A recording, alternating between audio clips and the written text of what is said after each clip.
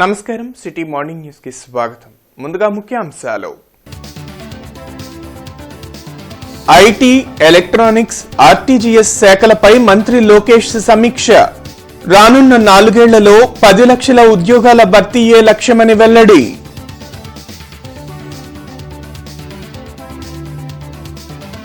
తూర్పులో తొలి అడుగు కార్యక్రమంలో పాల్గొన్న మంత్రి ఫరూక్. అధికారం పోయేసరికి వైసీపీ నేతలు సహనం కోల్పోతున్నారని మండిపాటు.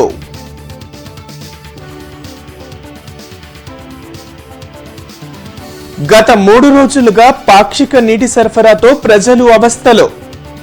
పాలకులు, అధికారులు తగిన చర్యలు చేపట్టాలని విన్నపాలు. పశ్చిమలో పలు అభివృద్ధి పనులకు శ్రీకారం. సీసీ డ్రైన్లు, బీటీ రోడ్ల నిర్మాణానికి శంకుస్థాపనలు చేసిన ఎమ్మెల్యే గల్లా మాధవి, మేయర్ నాని. అధికారం లేకపోయేసరికి వైసీపీ నేతలు సహనం కోల్పోయి మాట్లాడుతున్నారని, ఎవరూ సహించరని మైనారిటీ సంక్షేమ శాఖ మంత్రి ఎండి ఫరూక్ మండిపడ్డారు.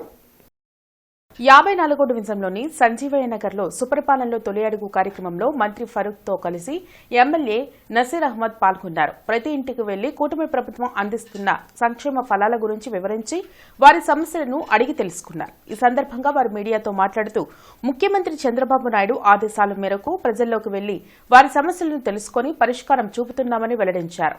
గత పాలకులు అభివృద్ధిని గాలికి వదిలేశారని దుయ్యబట్టారు. అందుకే కూటమి ప్రభుత్వం అధికారంలోకి వచ్చిన తర్వాత ప్రజలకు కావాల్సిన అన్ని మౌలిక వసతులు ఏర్పాటు చేసేందుకు కృషి చేస్తున్నామని చెప్పారు. ఈ కార్యక్రమంలో డిప్యూటీ మేయర్ సజ్జిల, రాజా మాస్టర్, గౌస్, మద్దిరాల మేని, చిట్టిబాబు, గొల్లా ప్రభాకర్, మహంకాళి నరసింహారావు, ఇతర కార్పొరేటర్లు తదితరులు పాల్గొన్నారు.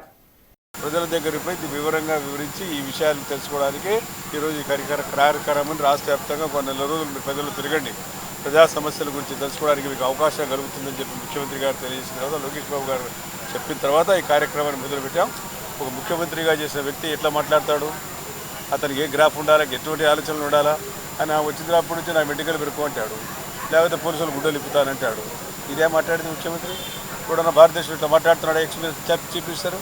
మీరు చెప్పాలి, మీరే చూడని మాట్లాడారు ఇట్లా ఈ రకంగా. అధికారం లేనప్పుడు సహనం కోల్పోతే నన్ను చేయమంటారు. కాబట్టి అధికారులు లేనప్పుడు సహనం ఉండాలా, ఓపిక ఉండాలా. అంతేగాని ఇష్టం వచ్చిన మాట్లాడడానికి ఎవడున్నాడు ఈ రోజుల్లో? పెద్దలు, మంత్రివర్యులు, మైనార్టీ శాఖ మంత్రులు ఫారూక్ గారు ఈరోజు రావడం జరిగింది. ముఖ్యంగా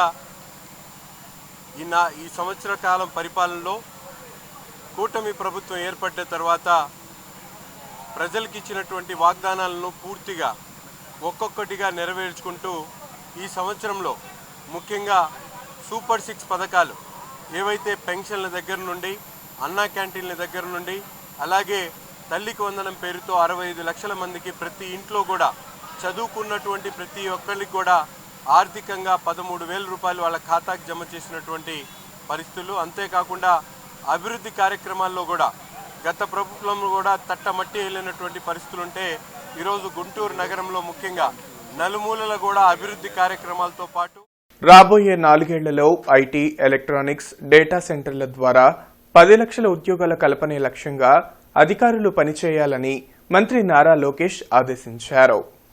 ఉండవల్లిలోని తన క్యాంప్ కార్యాలయంలో ఐటీ, ఎలక్ట్రానిక్స్, ఆర్టీజీఎస్ శాఖలపై నారా లోకేష్ సమీక్షించారు. కూటమి ప్రభుత్వ పాలనలో ఇప్పటివరకు 95 ప్రముఖ సంస్థలు 1,00,000 కోట్ల రూపాయల పెట్టుబడులు పెట్టేందుకు ముందుకు వచ్చాయని అన్నారు. ఆయా సంస్థలు తమ యూనిట్లను ఏర్పాటు చేయడానికి అవసరమైన అనుమతులు, ఇతర సౌకర్యాలు కల్పించాలని ఆదేశించారు. మనమిత్ర వాట్సాప్ గవర్నెన్స్ సేవలను మరింత విస్తృతపరచాలని మంత్రి లోకేష్ పేర్కొన్నారు. నగరంలో త్రాగునీటి ఎద్దడి నెలకొంది. శివారు ప్రాంతాలు, విలీన గ్రామాల్లో ఈ సమస్య అధికంగా ఉంది. గుంటూరు నగరంలో 3 రోజులుగా త్రాగునీరు అందక ప్రజలు అల్లాడుతున్నారు. వాటర్ వర్క్స్ లో పనిచేసే కార్మికులు సమ్మెకు దిగడంతో నీటి సరఫరాలో అంతరాయం ఏర్పడింది. విద్యుత్ సరఫరాలో కూడా అంతరాయం తోడవడంతో తాగునీటి సమస్య మరింత జటిలంగా మారింది. ఉండవల్లి ప్రధాన పంపిణీ కేంద్రం నుంచి మంగళగిరి పంపింగ్ కేంద్రం వరకు, అక్కడి నుంచి తక్కిళ్లపాడు హెడ్ వాటర్ వర్క్ వరకు తాగునీరు సరఫరా కావడం లేదు. షోకాజ్ నోటీసులు ఇచ్చినప్పటికీ తమ డిమాండ్ల సాధనకు తక్కెలపాడు హెడ్ వాటర్ వర్క్స్ ఎదుట కార్మికులు నిరసన వ్యక్తం చేస్తున్నారు. మరోపక్క భారీగా విద్యుత్ కోతలు విధించడంతో తక్కెలపాడు హెడ్ వాటర్ వర్క్ నుంచి నెహ్రూ నగర్, హెచ్ఎల్ఆర్ రిజర్వాయర్ కు ఒక్క చుక్క నీరు అందలేదు. సిబ్బందిని నియమించినప్పటికీ పంపిణీ జరగడం లేదు. దీంతో నగరవాసులు గుక్కెడు నీటి కోసం ఎదురు చూస్తున్నారు. ఓవైపు వర్షాలు పడే సమయంలో ఎండ తీవ్రత తగ్గకపోవడం, ఉక్కపోతతో ప్రజలు అవస్థలు పడుతున్నారు. దీనికి తోడు తాగునీరు సరఫరా పాక్షికంగా ఉండడంతో ప్రజల కష్టాలు అన్ని ఇన్ని కావు. పాలకులు, అధికారులు స్పందించి త్రాగునీటి కష్టాల నుండి ప్రజలను గట్టెక్కించాలని కోరుతున్నారు. అత్యవసరమైన త్రాగునీటి సరఫరా చేసే కార్మికులు సమ్మె చేస్తుండడం పట్ల ప్రజలు మండిపడుతున్నారు. 37వ డివిజన్లో 2,20,00,000తో నిర్మించే సీసీ డ్రైన్లు, బీటీ రోడ్లకు ఎమ్మెల్యే గల్లా మాధవి, మేయర్ కోవెలమూడి రవీంద్ర శంకుస్థాపనలు చేశారు. 37వ డివిజన్లో 2,20,00,000 వ్యయంతో పలు అభివృద్ది పనులకు మేయర్ కోవెలమూడి రవీంద్రతో కలిసి శంకుస్థాపనలు చేశామని ఎమ్మెల్యే గల్లామాధవి తెలిపారు. గత పాలకులు కొన్ని చోట్ల రోడ్లు వేసి సీసీ డ్రైన్లు ఏర్పాటు చేయలేదని మండిపడ్డారు. ఈ కూటమి ప్రభుత్వం ప్రజాసేవే లక్ష్యంగా పనిచేస్తుందని చెప్పారు. అందుకే పశ్చిమ నియోజకవర్గంలో ప్రజలకు అవసరమైన అన్ని మౌలిక వసతులు ఏర్పాటు చేస్తున్నామని తెలిపారు. ఈ కార్యక్రమంలో కార్పొరేటర్ బాబు, కస్కుతి హనుమంతరావు, పేరయ్య తదితరులు పాల్గొన్నారు. రోజు కొరటిపాడు మెయిన్ రోడ్లో ఎల్వీఆర్ క్లబ్ ఆపోజిట్లో ఉన్న చంద్రమౌళి నగర్ 0 లైన్లో అభివృద్ధి కార్యక్రమాలకు శంకుస్థాపన కొబ్బరికాయ కొట్టడం జరిగిందండి. అదేవిధంగా ఈరోజు ఇదే డివిజన్లో 37వ డివిజన్లో రామన్నపేట ఏరియాలో కూడా దాదాపుగా అటు రామన్నపేట ఏరియా, ఇటు చంద్రమౌళి నగర్ మొత్తంగా 2,21,00,000 రూపాయలకి శంకుస్థాపనలు చేసుకోవడం జరుగుతుంది. సీసీ డ్రైన్స్, అదేవిధంగా కల్వర్ట్స్ వేసుకోవడం జరిగింది. మరి రీసెంట్గానే దానికి రోడ్లు వేసుకున్న క్రమంలో డ్రైన్స్ లేకుండానే అదివరకు వర్క్స్ చేపట్టిన పరిస్థితి మనం కొన్ని ప్లేసుల్లో చూసిన పరిస్థితి ఉంది.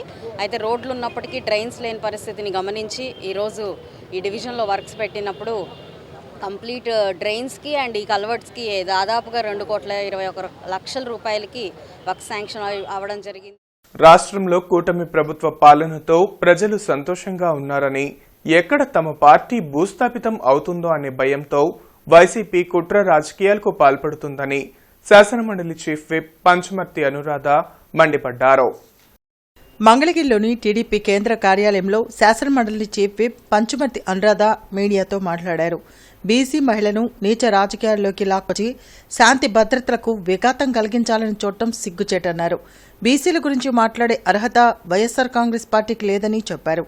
మహిళల ఆత్మ గౌరవం గురించి మాజీ మంత్రి పేర్ని నాని మాట్లాడటం విడ్డూరంగా ఉందన్నారు.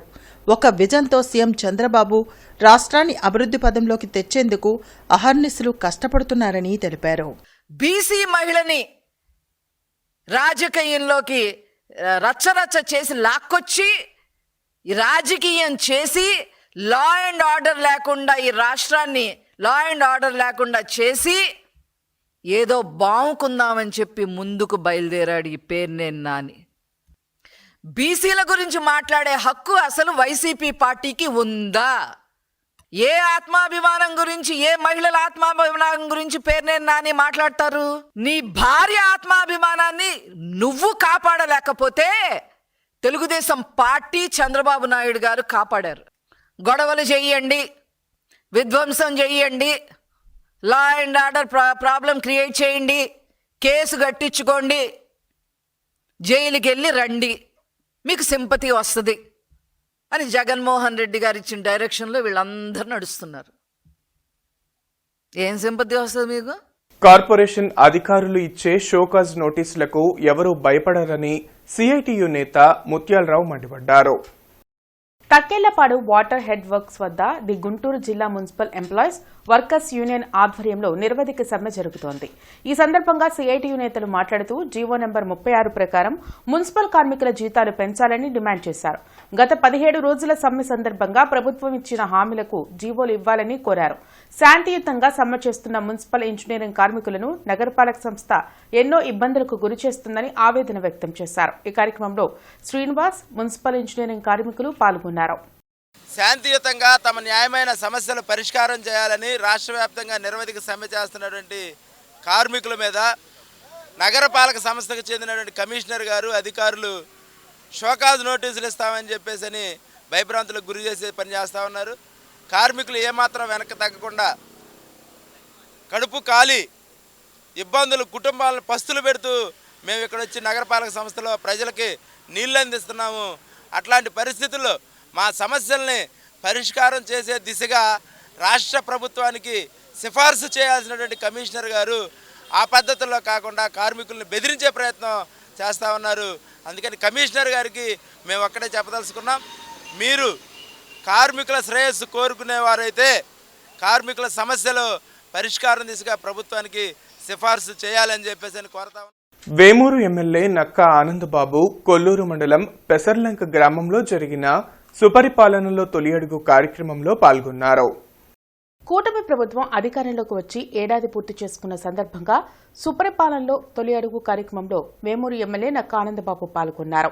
కొల్లూరు మండలం పెసర్లంక గ్రామంలో ఇంటింటికి వెళ్లి ఏడాది కాలంలో గ్రామంలో చేసిన అభివృద్ధిని ప్రజలకు వివరించి పాంప్లెట్ రూపంలో అందజేశారు. అలాగే వారు ఎదుర్కొంటున్న సమస్యలను నోట్ చేసుకుని ఆ సమస్యలను త్వరితగతిన పూర్తి చేసేందుకు కృషి చేస్తామని తెలియజేశారు. సుపరిపాలనలో తొలి అడుగు కార్యక్రమాన్ని గ్రామాన ఇంటింటికి తీసుకువెళ్లాల్సిన బాధ్యత పార్టీ కార్యకర్తలు నాయకులపైన ఉందని తెలిపారు. ఈ కార్యక్రమంలో కొల్లూరు మండలం తెలుగుదేశం పార్టీ కూటమి నాయకులు కార్యకర్తలు అధిక సంఖ్యలో పాల్గొన్నారు.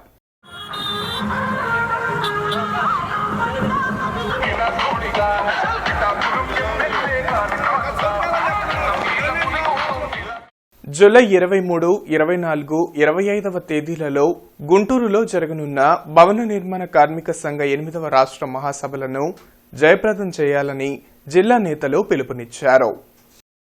పాతగుంటూరులోని శ్రీకృష్ణ కళ్యాణ మండపంలో భవన నిర్మాణ కార్మిక సంఘం 8వ రాష్ట్ర మహాసభలకు ముఖ్య నేతలు రానున్నారని జిల్లా కార్యదర్శి దండా లక్ష్మీనారాయణ తెలిపారు.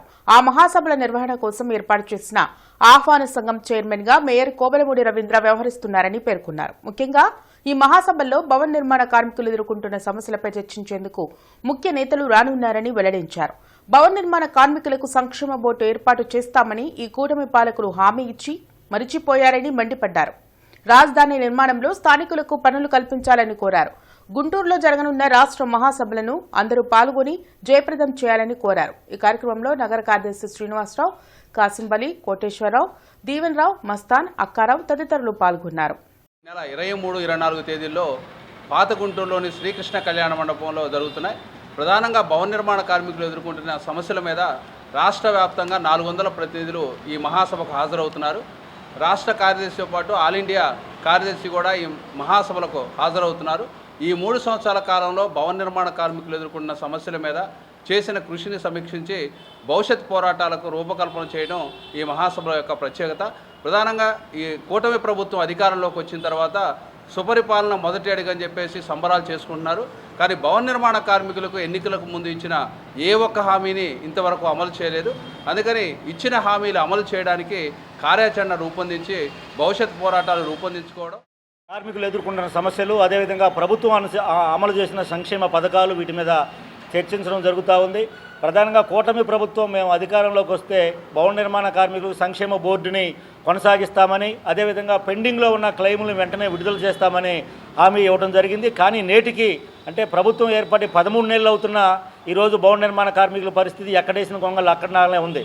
కానీ ఈరోజు కూటమి ప్రభుత్వం మంచి ప్రభుత్వం పేరుతోటి వీధిన వాడవాడలా ప్రచారం చేస్తూ ఉంది. కానీ భవన నిర్మాణ కార్మికులకు సంబంధించి ఎక్కడా వాళ్ళకి సంబంధించిన సమస్యలు పరిష్కారం అయినట్లు కనిపించట్లేదు. అందుకని వెంటనే భవన నిర్మాణ కార్మికులకి సంక్షేమ బోర్డుని కొనసాగించాలని, అదేవిధంగా పెండింగ్లో ఉన్న క్లెయిములను వెంటనే విడుదల చేయాలని. మున్సిపల్ ఇంజనీరింగ్ వర్కర్స్ యూనియన్ చేస్తున్న నిరవధిక సమ్మెకు సిఐటియు పౌర సంఘాల నేతలు మద్దతుగా రౌండ్ టేబుల్ సమావేశం నిర్వహించారు.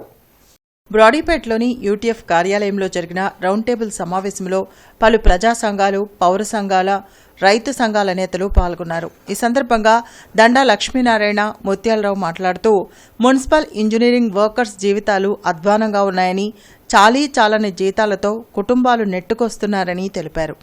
ఎన్నిసార్లు ప్రభుత్వ పెద్దలను కలిసి మొరపెట్టుకున్నా పట్టించుకున్న నాదుడు లేకుండా పోయాడని ఆవేదన వ్యక్తం చేశారు. తప్పని పరిస్థితిలో నిరవధిక సమ్మెకు దిగాల్సి వచ్చిందని చెప్పారు.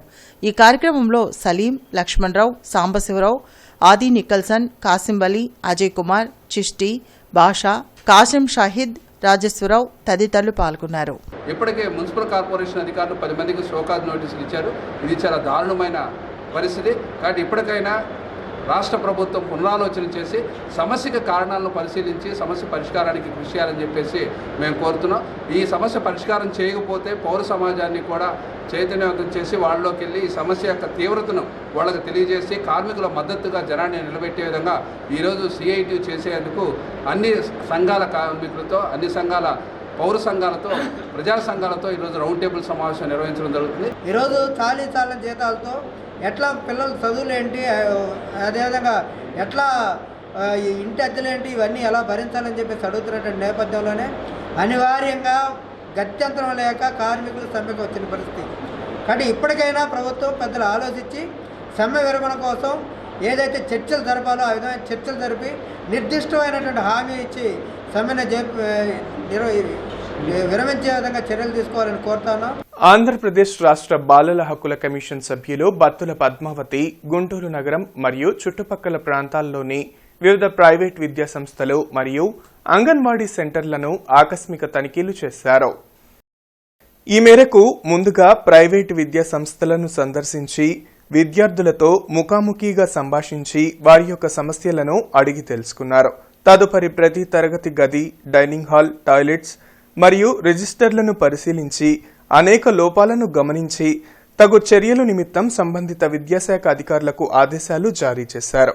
జిల్లా మహిళా మరియు శిశు సంక్షేమ మరియు సాధికారిత అధికారి Prasanna, Guntur ICDS urban CDPO Aruna తదితర విద్యాశాఖ అధికారులు పాల్గొన్నారు. ఇంట్లో అయితే అమ్మ నాన్నకి చెప్పుకోవాలి, ఇంట్లోనే కుటుంబంలోనే మనకి ఇబ్బంది అనిపించినప్పుడు ఎవరికి చెప్పాలి, అసలు ఎలా ఓవర్కమ్ కావాలి ఆ విషయాన్ని. Food safety, good touch, bad touch అనేది ముందంతా చెప్పుకున్నాము. అసలు ఇప్పుడు డోంట్ టచ్, ఎవరు ముట్టుకోకూడదు అమ్మాయిని. అది నాన్న కావచ్చు, మామ కావచ్చు, బాబాయ్ కావచ్చు, ఎవరైనా సరే ఆ ముట్టుకోకూడదు. తెలుగుదేశం నాయకుని పుట్టినరోజు వేడుకలకు వెళ్లిన దళిత యువకులపై దాడికి పాల్పడిన వారిని వెంటనే అరెస్టు చేయాలని దళిత సంఘాల నేతలు ఆందోళన కార్యక్రమాన్ని నిర్వహించారు. చోడవరంలో జరిగిన జన్మదిన వేడుకలకు హాజరైన దళిత యువకులపై అగ్రవర్ణాల వ్యక్తులు విచక్షణారహితంగా దాడి చేసి గాయపరిచారని జైభీం పార్టీ నేత నల్లపు నీలాంబరం మండిపడ్డారు. గాయపడిన యువకులు ఆసుపత్రిలో చికిత్స పొందుతున్నారని చెప్పారు. వెంటనే దాడికి పాల్పడిన వారిపై ఎస్సీ ఎస్టీ అట్రాసిటీ కేసు నమోదు చేయాలని డిమాండ్ చేశారు. ఈ కార్యక్రమంలో ML Babu, Chinnam David Williams, Battula Anil, Ravinuthala Kamalakumari, Samuel, Bandlamudi Stalin, Rajendra Prasad తదితరులు పాల్గొన్నారు. దీని మీద అంత గొడవ జరిగినా కానీ గుంటూరు ఎస్పీ గారు ఇంతవట్టిగా గ్రామాన్ని విజిట్ చేయలేదు.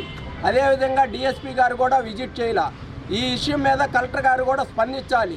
గ్రామంలో భయభ్రాంతులకు గురి చెందుతున్నారు.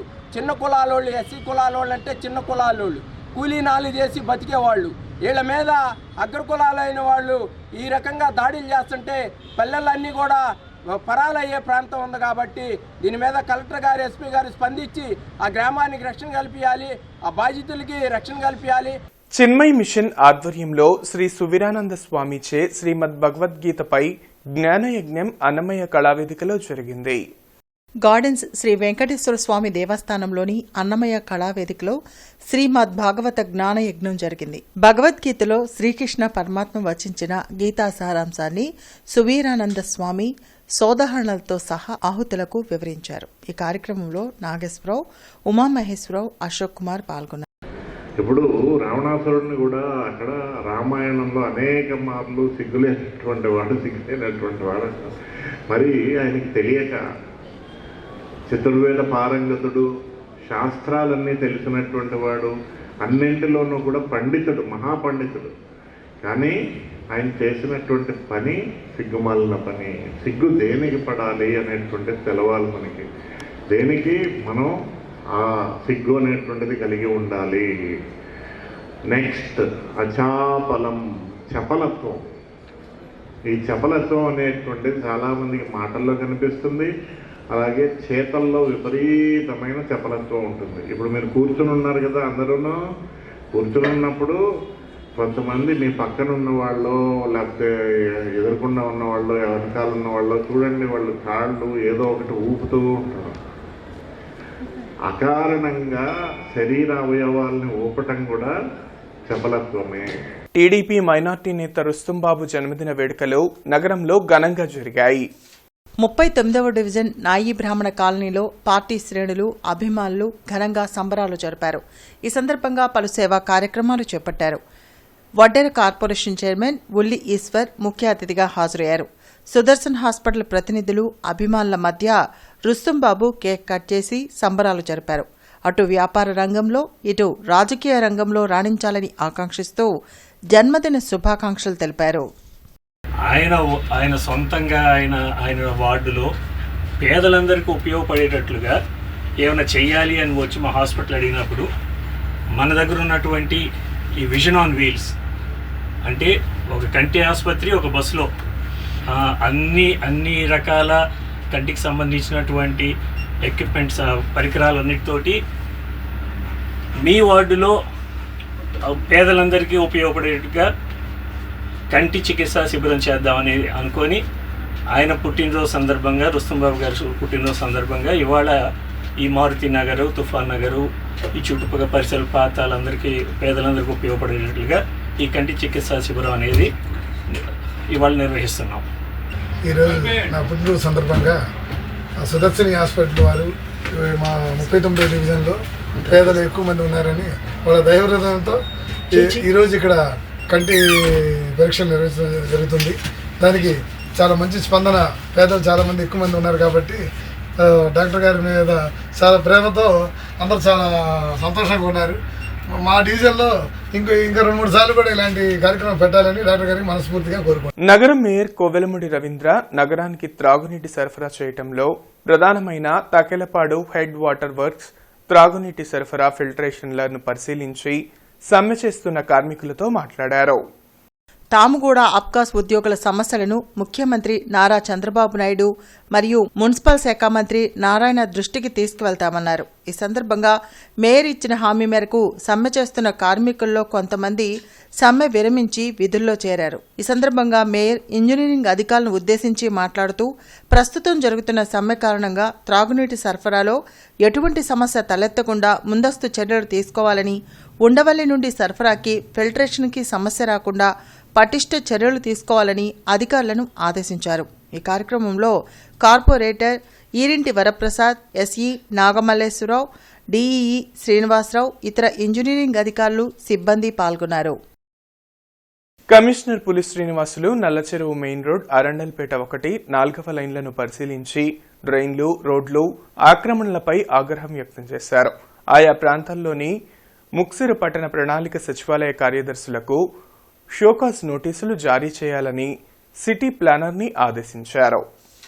ఈ సందర్భంగా కమిషనర్ మాట్లాడుతూ ఇప్పటికే వర్షాకాలం దృష్ట్యా డ్రైన్లలో పూడికితీత పనులు చేపట్టామని, డ్రైన్లపై ఆక్రమణలు పనులకు ఆటంకంగా ఉన్నందున స్వచ్ఛందంగా తొలగించుకోవాలని పత్రికా ముఖంగా మరియు సచివాలయ కార్యదర్శులు నేరుగా ఆక్రమణదారులకు తెలిపినప్పటికీ తొలగించుకోవడం లేదన్నారు.